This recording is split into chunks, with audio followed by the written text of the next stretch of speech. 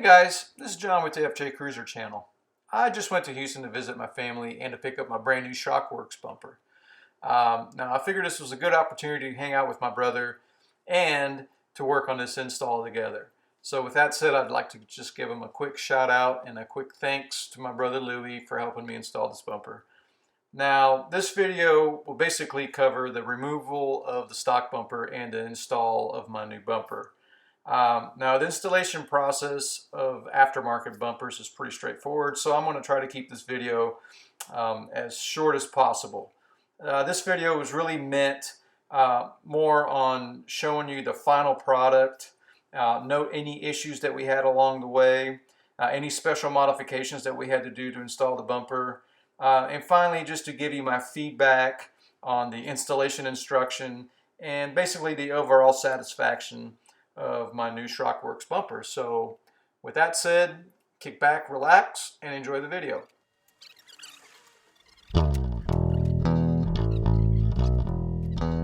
Yeah. All right.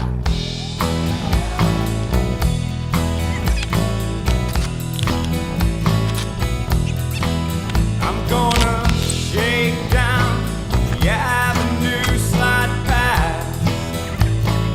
sidewalks, do not side, keep in stride, see through I-45 with my 45.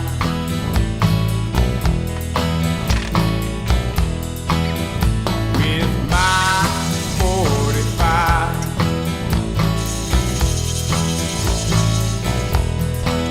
Morning wake up with a smile, feet first. Country mile, no sound. Head in reverse that day. I'm pleasantly spurs, taking sides. Are you alive?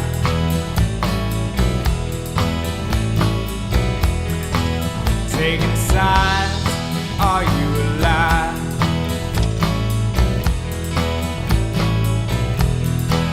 So don't be afraid.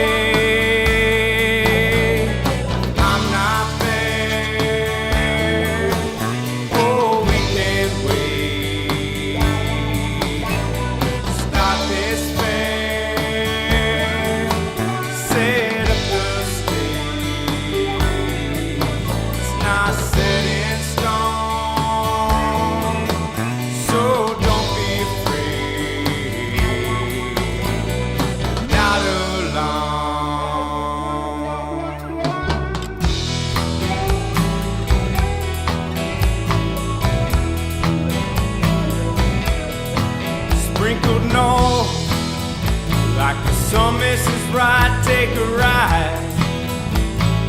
Are you obliged? No sound of head in reverse that day.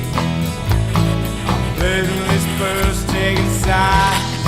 Are you alive?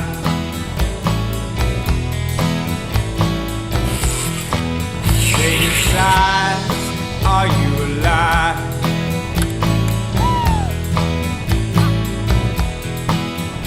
Don't be afraid. I'm not there. Oh, we can't wait. Stop this fair. Set up the stage. It's not set in stone. So don't be afraid. Not alone.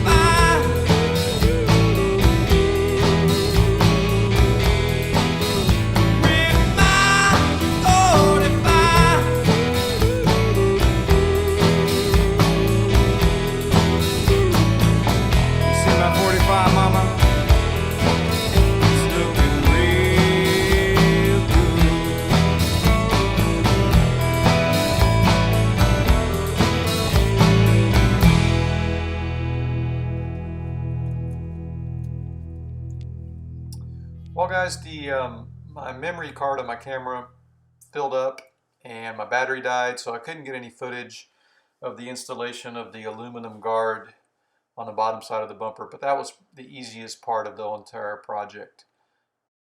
So to kind of summarize the bumper mount, you know, you've got this 90-degree bracket which mates up to this other bracket that attaches to the bumper.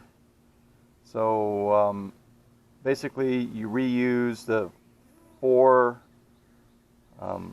bumper bolts and nuts from Toyota on both sides. And then these are the larger bolts that come with the kit. So there's one there and one there, and of course I used the washer. I believe these you don't need a lock washer on the other side. There's a special bolt that comes with it. You got one bolt here that threads to the frame, and they provided like a really long 3.5-inch bolt if you wanted to go through this hole and drill through the other side and put a nut, but it's so close to the radiator that I chose not to do that. And even instructions said that, you know, that this one top bolt is not needed. After it's completely mounted and you use a jack to level it and do all your final adjustments and tighten everything down, and you get a 3/8-inch drill bit and you drill through the frame here, and then you put another one of the bolts that come with the kit, you put it right through there, and this basically keeps anything from shifting with bumps and stuff like that. So this is your final screw that you put on after everything's tightened and you're absolutely sure that you don't want to move the bumper in one way or the other, and you drill a hole and you put a nut there. So for the bottom shield, the way you mount it is you remove the your skid guard, that's factory skid guard. You have to cut out the little tabs on both sides, and you kind of have to bend this lip too, because it's really at a 90 degree and that won't work. So I kind of just got some pliers and bent it to like a, I don't know, 30 degree or whatever, something to match this one. So you can see there's still a little gap here. If I wanted to bend it back towards it, I could, but you know, I think I may just leave it that way. It's probably okay. And then the way you mount the shield is you got 2 bolts here for the, I guess it's some kind of radiator cooling line, and then you've got 2 bolts that go onto a bracket that needs to come remove those as well, because it sandwiches in between the frame, and then you bolt everything back up to hold the guard in place. And then there's supposed to be 3 bolts at the top here. They provided like a little spacer that goes in here, but I didn't have enough bolts, and the nuts that matched those bolts were missing. So I'm gonna have to go to the hardware store and buy some nuts and bolts kind of to finish this up. And that's another thing. They gave a big bag full of nuts and washers and stuff like that, and that's what I still have left. I mean, it's got some old bolts that I put in there, but the majority of these bolts are what came with the kit. Well, they gave you plenty of stuff, but there's a lot of stuff missing that you need. So, but you know, it's just a few bolts. I guess going to Home Depot and picking up some bolts is not that big of a deal. Let's talk a little bit about removal of the windshield wiper fluid reservoir. I decided to remove it because it really was low, and in a way I'm just going to figure out a different way to mount something smaller under there. But to remove this, there were like I believe there were 2 10mm bolts on this side, and they're really hidden. You kind of had to pull this way back, and I think I removed this side flaring just to get really behind the the plastic guard there to find 2mm bolts, and they were really hidden. So you got 2 of those, and I believe there was 1 on the front here, and out of those 3 bolts, you still had to wiggle the crap out of that thing to pull it out, but that came out. So the way I'm gonna trim this wheel well guard here is I kind of did a kind of a moon shape. What I'm trying to do is contour to this metal bracket here, because it's just basically a moon shape and it's straight cut. So I'm gonna get like a maybe a heat gun and kind of remold that a little bit and tuck this in there. Maybe put a bolt just to kind of clean it up a little bit. That's kind of what I plan to do with that. So lastly, I think we just do a quick overview of the bumper. The light mount there, it's kind of a rectangle cut. So basically you have like a nice mount there, and I think there's a spot on this side and a spot on that side. So there's plenty of mounting points for some lights. On top of the bumper, they suggest to put, if you put a winch in here, to kind of put, you know, the bottom facing out. So then you mount basically the bottom of the winch here, and then relocate the controls, and you can mount your control right up here so that you can plug it in straight right there. So that's kind of a cool feature. I got it. And then obviously you got your sight window here so you can see your rope and spool it. And I guess then on the bottom you got these really large access points where you can reach in here, and there's 2 of them, 2 large access points on the bottom. So the fit and finish, I was able to get about, you know, that close all the way across on the bumper. So it tucks in really nice. And then on the profile, I've got about, I don't know, maybe almost a ½ inch there of gap between the lenses, the lights, and the bar.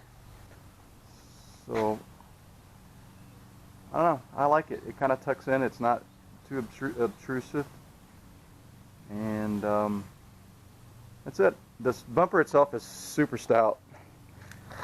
It's heavy. It doesn't feel like it's going to go anywhere, so I'm really happy with the bumper. I wish they would do a little bit better job of providing appropriate hardware, and it's okay to throw some extra stuff in there, but you know, at least have the minimum of what you need, which in this case I didn't. So I'm gonna have to go to the hardware store and buy a couple more nuts and bolts, but in all, I'm happy with it. The bumper itself is nice, and I don't know, that's about it. So thanks for watching this video. I guess like and share, and we'll see you guys next time.